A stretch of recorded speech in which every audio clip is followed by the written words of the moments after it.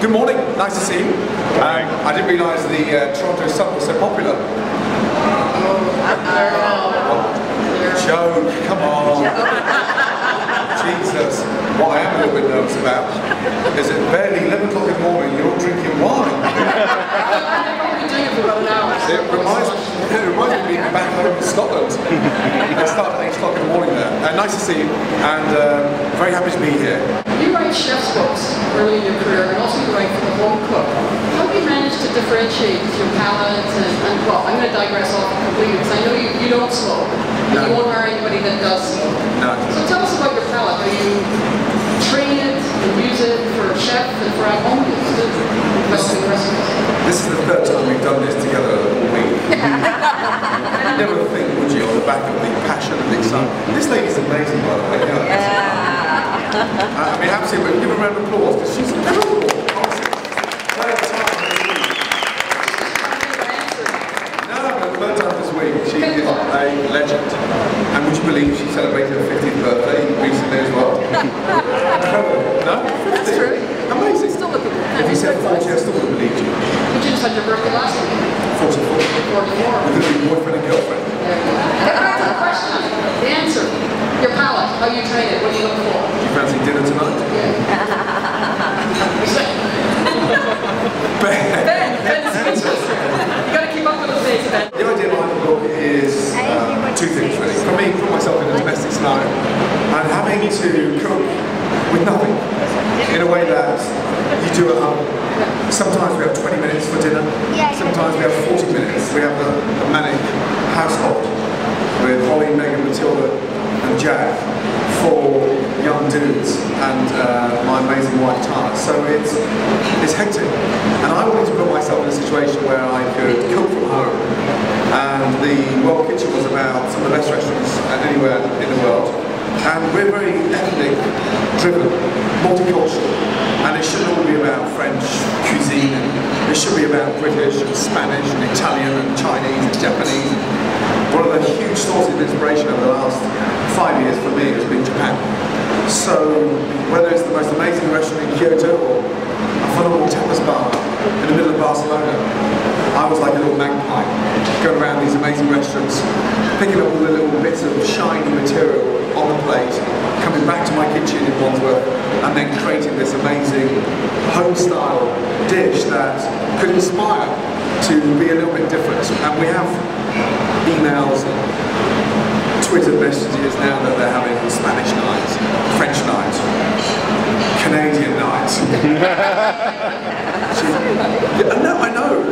Cringe, don't cringe. Poutine. If you're going to open up in Montreal, you better get that right. Yeah. Chips and gravy.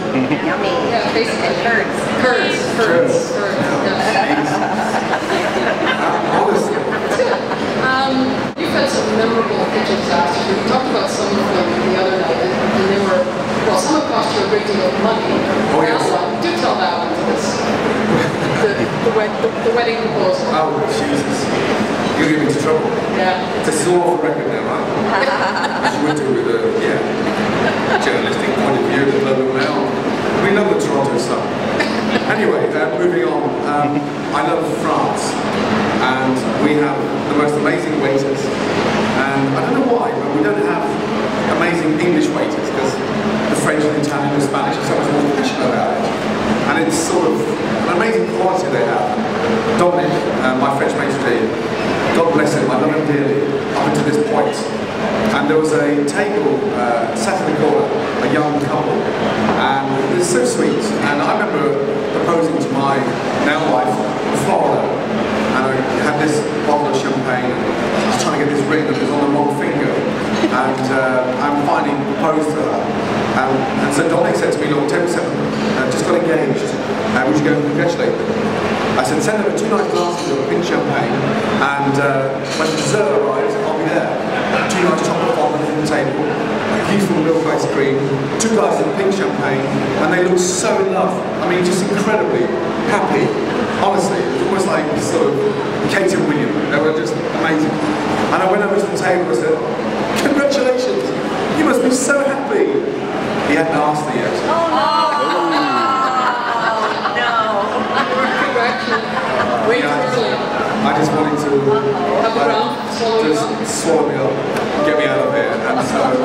I comped the whole table. I then booked a suite from upstairs at $3.5 grand because the only one left. And that was the most expensive 2-glass champagne. He didn't propose to her until the following morning at breakfast. And the good news is, she said yes. If you were a chef, what would you be doing? Well, obviously not in communications with that sort of disaster. No, if I wasn't a chef, what would I be? I don't think I've got the patience to be a cookery teacher. No, that would not be a good career. I would suppose I would see myself at the forefront of the, I suppose, Royal Marines. Marines, discipline, middle of Afghanistan and defending the country. I put myself forward as a martyr. But I'm a control freak, speed freak, perfection freak, and food freak, and I love what I do. One last question. What's your pet peeve when dining out? Do you have a pet peeve? Irritation from waiters. Every 2 minutes I ask you, one person,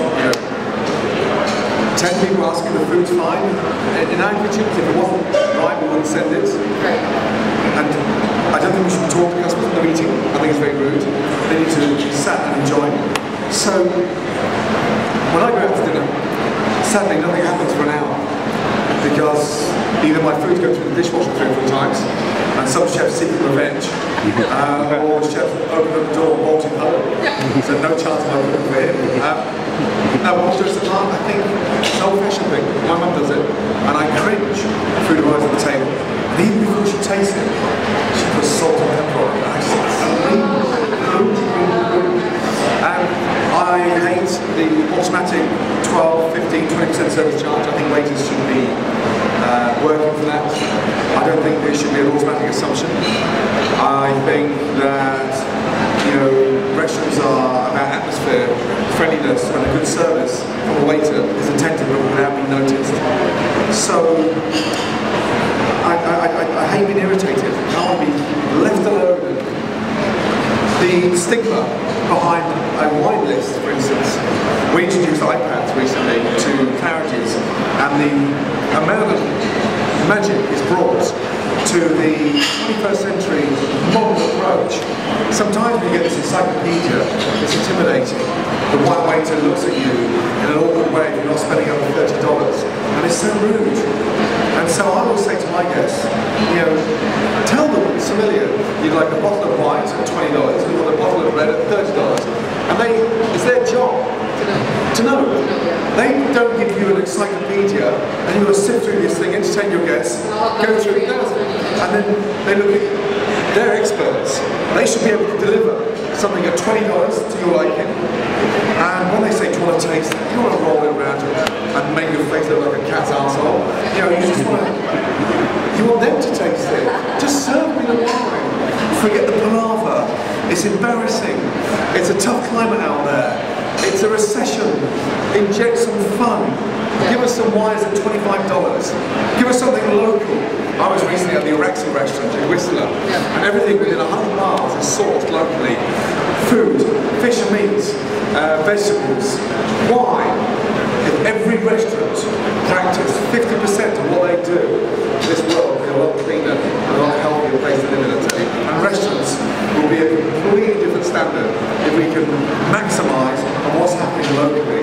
Well, you're sitting right on top of St. Lawrence Market. Amazing. Yes, which is amazing. And right across the road on Saturday mornings is the Farmers Market. Wow. And it's the oldest one pretty much in Toronto. Amazing. You see, when I'm rich and famous one day, I'm going to open a restaurant and do the opposite that I've been doing for the last 25 years. Open the restaurant 1 day a week, close for 6 days a week, and you can all come as my guests. Okay? And I'm going to cook for pleasure without even charging you. Because I think you should pay what you want to pay, right? Pay what you can. Pay what you can. How cool is that? Would you like that? Would you like that?